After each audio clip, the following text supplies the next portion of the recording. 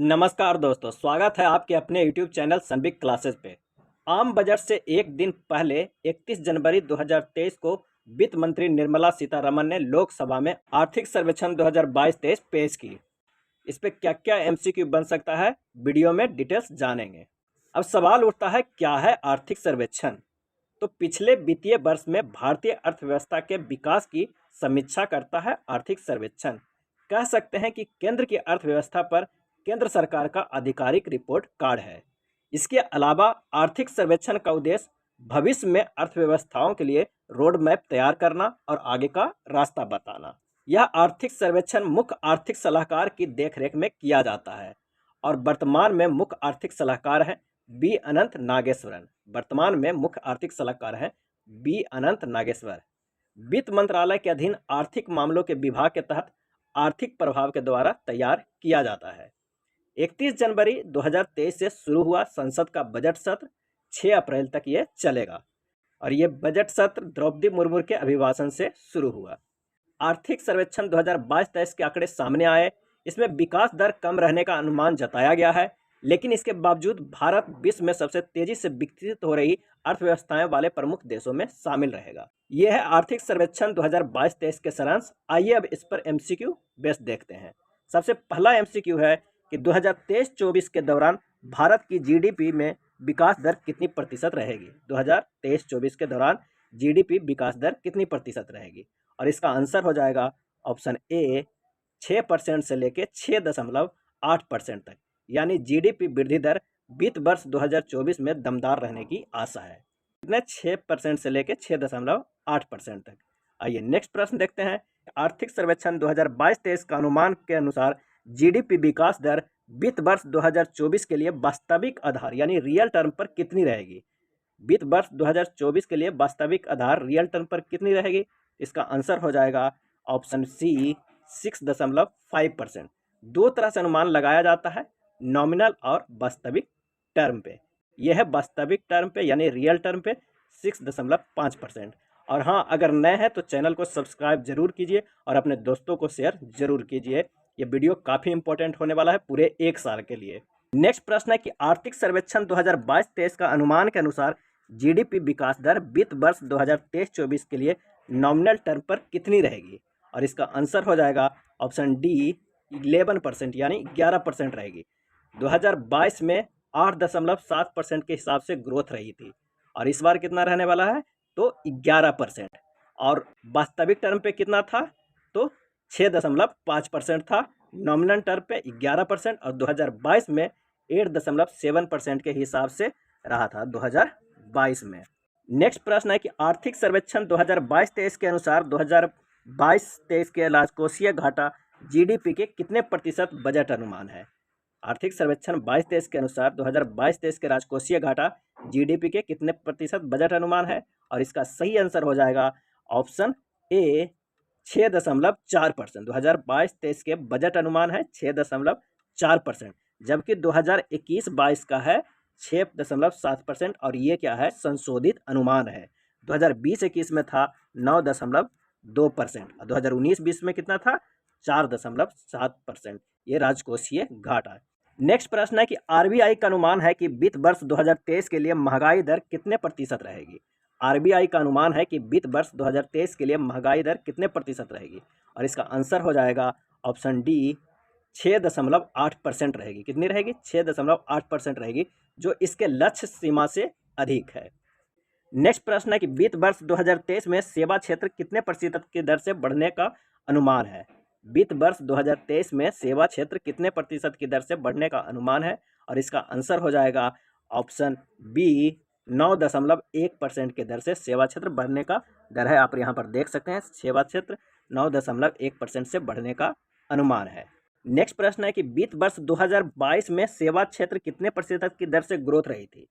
2022 में सेवा क्षेत्र कितने परसेंट की ग्रोथ रही थी, इसका आंसर हो जाएगा ऑप्शन ए 8.4% से सर्विस सेक्टर फाइनेंशियल ईयर 2022 में ग्रोथ रही थी, लेकिन जो 2023 में 9.1% रहने की आशा है।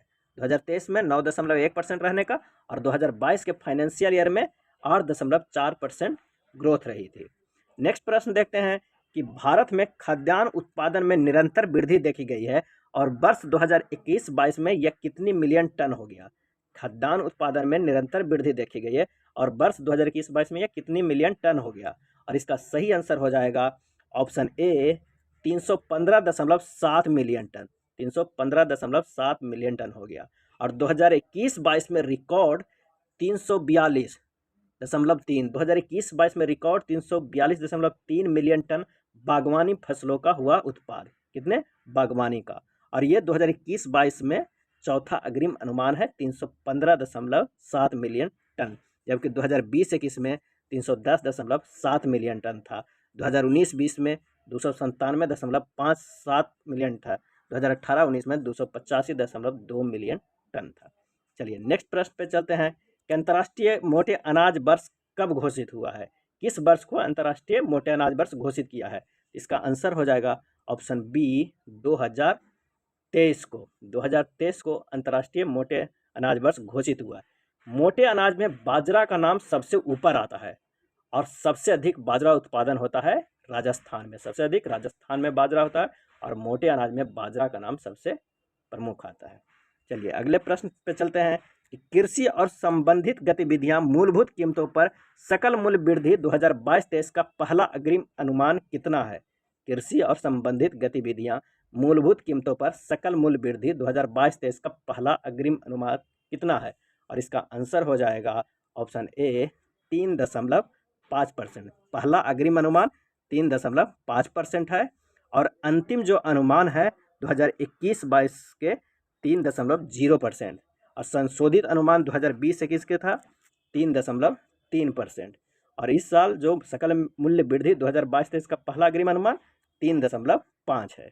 चलिए नेक्स्ट प्रश्न पे चलते हैं कि मुद्रास्फीति उपभोक्ता मूल्य सूचकांक पर आधारित 2022-23 में औसतन कितना प्रतिशत रहा? अप्रैल से दिसंबर 2022 मुद्रास्फीति उपभोक्ता मूल्य सूचकांक पे। और इसका आंसर हो जाएगा ऑप्शन डी 6.8%। देख सकते हैं उपभोक्ता मूल्य सूचकांक पर आधारित 2022-23 का हो जाएगा 6.8%। पिछले साल 2021-22 में कितना था? 5.5%। 2020-21 में था 6.2% और 2019-20 में था 4.8%। उपभोक्ता मूल्य सूचकांक पर आधारित था मुद्रास्फीति। नेक्स्ट प्रश्न है कि मुद्रास्फीति थोक मूल्य सूचकांक पर आधारित 2022-23 में औसतन कितना प्रतिशत रहा? और इसका आंसर हो जाएगा ऑप्शन सी 11.5%। थोक मूल्य सूचकांक पर आधारित मुद्रास्फीति कितना रहा 2022-23 में? 11.5%, जबकि 2021-22 में कितना था? 13.0। 21-22 में 13.0 था। और अगर बात करते हैं 2020-21 में तो ये 1.3% था। 2019-20 में 1.7% था। अब नेक्स्ट प्रश्न की बात करते हैं तो दिसंबर 2022 तक विदेशी मुद्रा भंडार 9.3 महीने के आयात को कवर करते हुए कितना बिलियन डॉलर पे रहा? विदेशी मुद्रा भंडार दिसंबर 2022 तक। और इसका सही आंसर हो जाएगा 563 बिलियन। ऑप्शन ए सही हो जाएगा। 2022-23 में दिसंबर 2022 तक 563 बिलियन डॉलर रहा।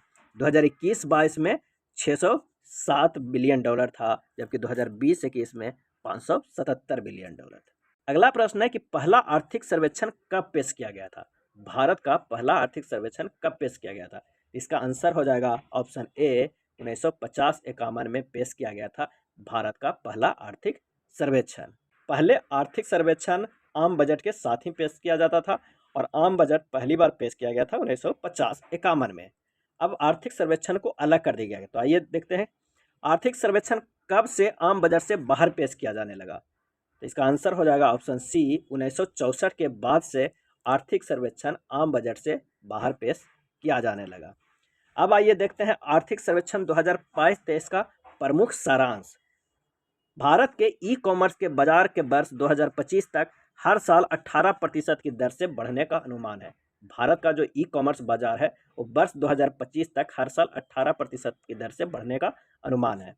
नेक्स्ट पॉइंट है कि अप्रैल दिसंबर 2022 के दौरान सकल जीएसटी संग्रह में वार्षिक आधार पर 24.8% की वृद्धि दर्ज की गई है। अप्रैल से दिसंबर 2022 के दौरान सकल जीएसटी संग्रह में वार्षिक आधार पर 24.8% की वृद्धि दर्ज की गई है।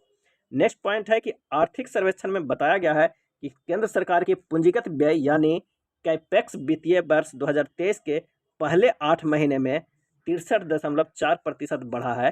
कैपेक्स वित्तीय वर्ष 2023 के पहले 8 महीने में 63.4% बढ़ा है। इसमें पिछले वर्ष की तुलना में वृद्धि दर्ज की गई है।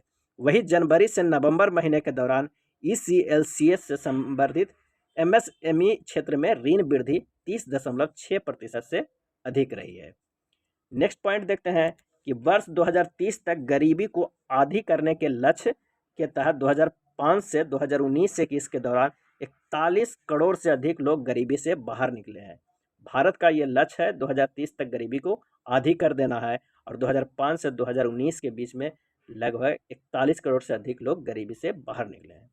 नेक्स्ट है आवधिक श्रम बल सर्वेक्षण से पता लगता है कि 15 वर्ष या उससे अधिक आयु के लोगों के लिए शहरी बेरोजगारी दर सितंबर 2021 के 9.8 से घटकर एक साल बाद 7.2% पे आ गया है।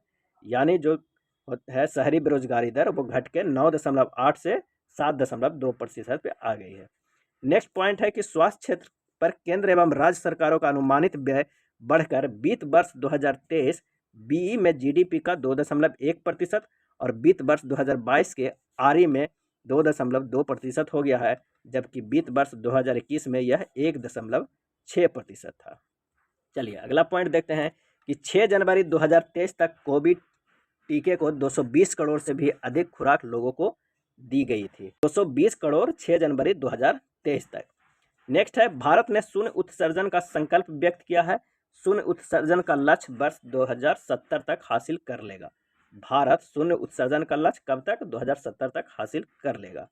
नेक्स्ट है राष्ट्रीय हरित हाइड्रोजन मिशन से भारत वर्ष 2047 तक ऊर्जा के मामले में आत्मनिर्भर हो जाएगा। राष्ट्रीय हरित हाइड्रोजन मिशन से भारत वर्ष 2047 तक ऊर्जा के मामले में आत्मनिर्भर हो जाएगा। अगला पॉइंट है कि वैसे तो भारत में खुदरा महंगाई दर अप्रैल 2022 में बढ़कर 7.8% के शिखर पर पहुंच गया था। अप्रैल 2022 में 7.8% के शिखर पर पहुंच गया था, जबकि RBI के 6% की ऊपरी सीमा से अधिक थी। लेकिन भारत में लक्षित सीमा से बढ़ी हुई महंगाई इसके बावजूद पूरी दुनिया में न्यूनतम में से एक रही थी। नेक्स्ट है नवंबर 2022 के अंत तक भारत विश्व में छठा सबसे बड़ा विदेशी मुद्रा भंडार धारक है। नवंबर 2022 के अंत तक भारत विश्व में छठा सबसे बड़ा विदेशी मुद्रा भंडार धारक है। भारत 2022 में $100 बिलियन के प्राप्त करने के द्वारा विश्व में प्रेषण का सबसे बड़ा प्राप्तकर्ता देश रहा है। $100 बिलियन। सेवा निर्यात के बाद प्रेषण बाह्य वित्त पोषण का दूसरा सबसे बड़ा प्रमुख स्रोत है भारत के लिए। कितना बिलियन डॉलर? तो $100 बिलियन प्राप्त किया है। ये था आर्थिक सर्वेक्षण 2022-23 के बारे में कुछ प्रमुख MCQ। धन्यवाद।